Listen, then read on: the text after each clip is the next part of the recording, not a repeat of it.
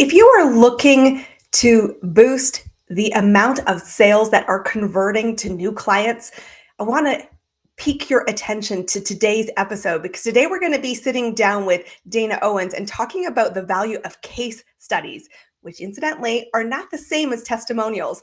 And we're going to be doing a deep dive on 3 ways that case studies can help you stand out in a crowded marketplace. Please welcome to our program our guest for today. This is Dana Owens. Welcome, welcome, welcome. Hi, thanks for having me. I'm super excited to talk about this because I have a pretty recent introduction in my own business to case studies because I won the opportunity to do both a video and a written case study with an Emmy Award-winning producer, which was fascinating. And it was one of the most illuminating experiences for what I didn't know was so valuable in the eyes of my client. And it has absolutely helped me in my business. And you and I met through our network. And I'm fascinated to have you on to the conversation talking about case studies. First off, let's jump right into the deep end. Why should people even consider case studies for their business? Oh, there's so many reasons. I am super passionate about case studies after being a copywriter for about 20 years. And um, basically, what I discovered in my copywriting was that so many businesses spend all of their time talking about what they do and not enough, if at all, time talking about what they've done. And case studies are your number one tool that allow you to talk about what you've done through the eyes and experience of your clients. So that's rule number one. That's why everybody really needs them. And but do you want me to just jump in like to my 3 ways and then we'll Yeah. continue the conversation from there? Okay, so case studies they are so underutilized. And I think one of those reasons is because while they are a buzzword, they've become a buzzword, they sometimes have this old-timey association with this like really boring, overly jargony, technical piece of content that I think a lot of business owners haven't realized like how fresh and modern and sticky they can be. So they're underutilized because I think they might stir up some dusty memories of like case studies of yore. But case studies are your only tool, your only opportunity to tell the full story of your work with a client.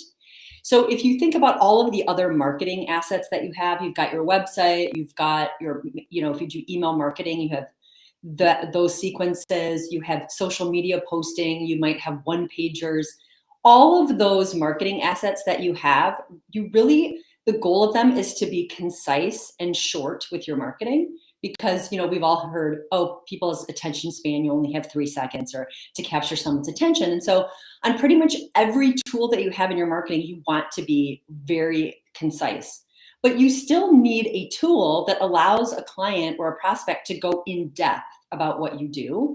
And case studies are really your only tool to do that in a very detailed way. And so, number one, that's why you need to be using them in your marketing. But because you have that space to really go in depth about what you do, it allows you to show how you're different than the rest of your competition because you've got the space to really drill in deep on pain points that a client has had that might connect with your prospects. It allows you to really show how your approach may be different, how your process may be different, how your results may be different, how your product or service itself may be different, your personality. There's like so many different ways to show how you're different. And this case study gives you the space to really dive deep into that. What's interesting though, when I hear that is here's the biggest value.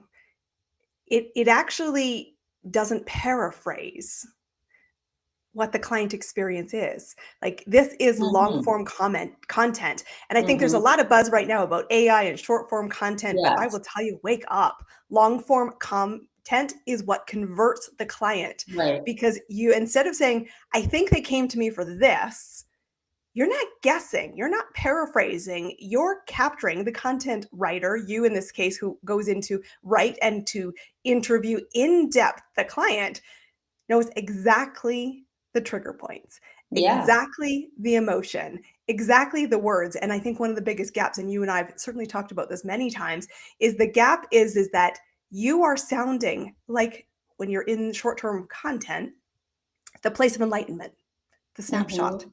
And your Mhm. client who is a prospect, not yet working with you, is lost. And Mhm. this actually allows you to feel and tap into what was it like when you were lost? Why did you choose this service provider? What is it that you'd hope for? What is it that you were scared of? What is it that you felt so overwhelmed with? And why did you trust them? This was Mhm. so important. And I think this, I will tell you, even if you don't do a great job making the use of the tool, this insight is worth its gold. Oh, yeah. Oh, And I yeah. love That's it, and I always think the it was the biggest biggest. thing I didn't realize. I was like, Yeah. "So you came to me for that?" Like, I knew it, but the way she described it, I'm like, "Huh, I never market myself that way." Yeah, I and certainly do now. as someone who writes case studies for, every day for a living, that is the biggest benefit that I like. I have my clients, they come to me and they want a marketing tool and a sales tool to help them close more sales. But what really happens, yes, they get that.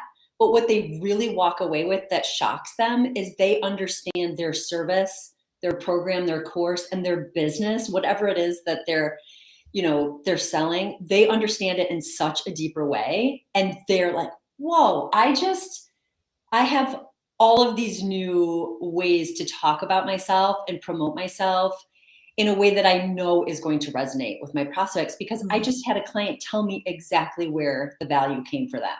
So it's so hugely valuable to get those insights from your clients. And use their words because it is we talk about this as the converting tool, and Hmm. converting is the mystery for most of us. What is it Hmm. that triggered it? So, let's talk about number 2. What is the second reason why case studies are essential in your toolkit? Well, reason number two is that they do an amazing job of establishing your credibility. We all know that when you're out there in the online space or in the non-online space, that every industry now has so much competition, no matter what you do, and it is more important than ever now that you do everything you can to establish that credibility right away. Because let's say you're a coach or a graphic designer or a copywriter or I mean, and literally anything. You're There are a million other people trying to provide the same type of solution that you provide. And so you need to find all of the ways that you can to stand out. One of those ways is credibility. And the chances of your prospect having already tried a solution like yours is pretty high these days.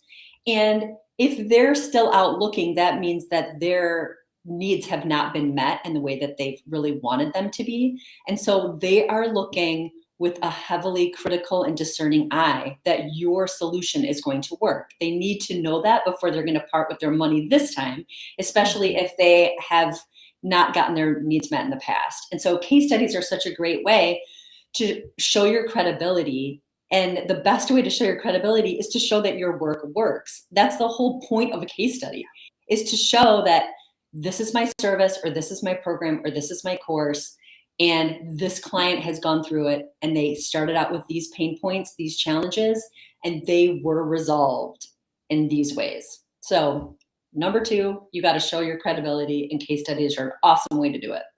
I think there's 2 things that are really linger here that are so important. Number 1 is your client, I love that comment, has probably already tried the service that you may offer. What Mhm. they are really most concerned about is, how will you be the guide to give me the results? What are you going to do to have more confidence? And I always tell people, remember, when a client chooses to invest in your services, they are first off borrowing your confidence that you know how to get the result. And Mhm. social proof, which is what we're talking about here, is the most compelling story because they can see themselves in the storyline of a real person, not just talking a good game, but walking the truth and seeing the journey in the eyes of someone who isn't edited, isn't polished and saying, this is actually just me saying, I chose them, I got from A to B. And often those micro wins are so much smaller and in fine-tuned detail than we often think. And that's where the disconnect happens in the language, because we're like, they want the unicorn and they're like, Yeah. I'm not looking for the unicorn yet. I might grow to it, but it's not where I start. And social proof is such an important thing. So number one, I love that you're talking about that. And it's also the result. So often we're saying, here's how I do it. Mm-hmm. Honestly, that's not what they care about. They're Mm-hmm. deciding, first off, are they credible, which is what you're saying? And will they help me get the results? How much confidence do I have in them to do that? If there is zero confidence, you will not have a conversation. If there is growing confidence because you're nurturing and you're developing and you're giving all of that awesomeness that you do in an experience, this is the accelerator. I love it, love it, love it. Talk to me about number three. Okay, so number three kind of piggybacks on what we were just talking about. Is case studies allow you to connect with your prospect, or allow your prospect to connect peer to peer. So it's great that you as a business owner talk about your business and what you do. And there's plenty of case studies out there too where business owners are talking about what they've done. Like there are plenty of case studies that from the business owner's perspective, they say, this client came to me and I provided this solution and this is exactly what we did. But it is so much more powerful, we all know this, when someone else who is not you talks about how wonderful your service was. So case studies, especially in the way that I do them and in the formats and the approach that I use, they're all based on stories and they are told through the client's experience. So when you've got a case study told through the client's experience, that is allowing your prospect to hear directly from the words of the client how your service or program impacted them. And when you give a prospect and the ability to hear in detail from a peer, from someone who was once in their exact shoes or very similar shoes, how your service or program helped them, that is so memorable. It is an ability to help them connect on an emotional level. And it's just that trust factor, or a connection factor, like, hey, this isn't the business owner themselves trying to persuade me to give them a try. This is one of their prospects, or their former prospects, one of their clients, successful clients, saying, you should give this a try because I did. And I got these results. And now I'm so happy with the transformation that I've had that I'm willing to lend my name in this case study, be interviewed, and share my story publicly about how successful it was. So it's that peer-to-peer connection that is so important. I do, because I think that when you are peer-to-peer, the artifice gets dropped, because you also, recognize we are humans doing business with humans and the human Mm-hmm. story. And I love what you talked about earlier was the stickiness of a case study, because it is compelling, because it is a human's journey Mm-hmm. from a place of challenge or disruption or a lack towards a resolution, a transformation, a measure of progress that they found absolutely valuable in exchange for whatever investment they put on the table. So I'm curious, I want to ask you, because we said everybody needs them. How do you choose a good client to be featured in a case study? Give me your perspective on this, because this is one of the hardest things I thought of. I've got lots of clients I could ask to do this. Which one do I choose? Or what guidance would you give to our audience who's saying, okay, I get it now. Where do I go from here? Sure. Well, I think it's the best case studies are strategically chosen.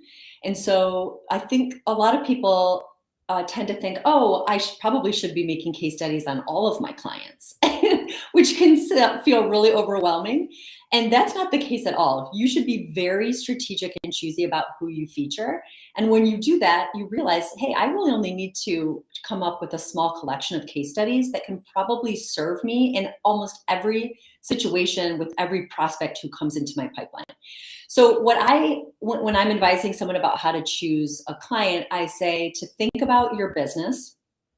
And first of all, think about the types of, just do like a big picture or a bird's eye view of your business. What clients would you consider to be your ideal? Like, who have you worked with that has just been amazing clients to work with? They really tick all of your boxes. You would love to attract more clients just like this one person or this small group. Hone in exactly on those people, because you don't, even if you've worked with a client and you've had an amazing result for them, but they really were a nightmare client, you do not want to do a case study on them because you don't want to attract more people like that. So focus first on who have been your ideal clients. Second is think about what type of client groups you may attract. Typically, when you're looking at the prospects that come into your pipeline, they probably fit into a few different buckets. Maybe they're the same type of person, but they have one of, say, 3 distinct pain points. Or maybe you do have 3 different types of business owner who comes in. Or maybe you have distinct types of groups where they're looking for result A, result B, or result C.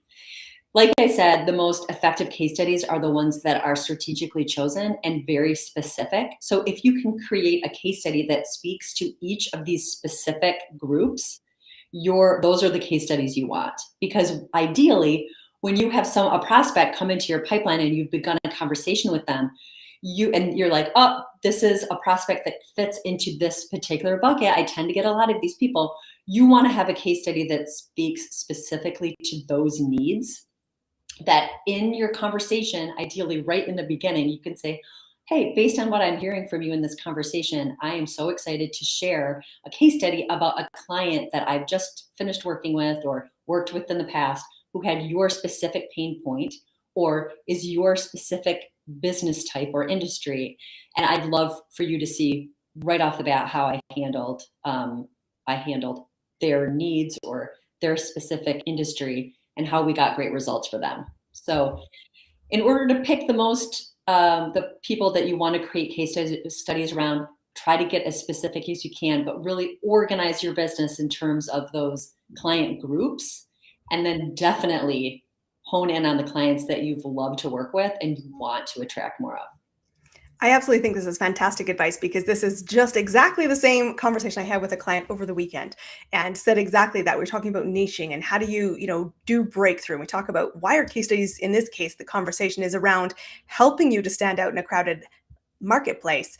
I've said, really look at your niche. What is the result that they are seeking around? You want to have a tool, long form in someone else's voice that tells the journey to inspire trust, confidence, and faith in many ways that you have the capability to be their guide.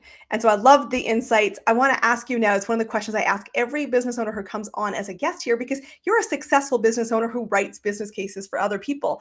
It's called Amplify Your Message. I want to know what is working for you right now in your business to continue to build momentum as you appear and a business owner working to grow and make more impact. Well, I'm sure that you get this a lot, or maybe not, I don't know, but LinkedIn is my number one.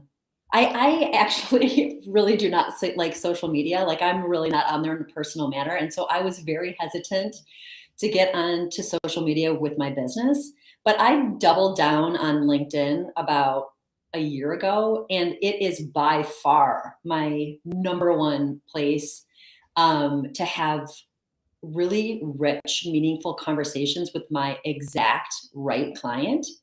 And I am constantly getting messages on there and getting good engagement on my content. And so that's what's working for me right now, those LinkedIn conversations. And the platform itself, it is absolutely the right room for me to be in day after day after day. So that's what's working for me. I feel like I want to jump for joy because you said 2 of my very favorite words when I'm mentoring and I'm coaching. Number 1 is get in the right room. If you are not in the right room, you are wasting your time. And number 2, the fastest thing that accelerates your business is conversation. So I want to seriously go, awesome, high five. I love that you said those 2 things because they are right up my alley in terms of what do you do to need to actually grow and scale a business.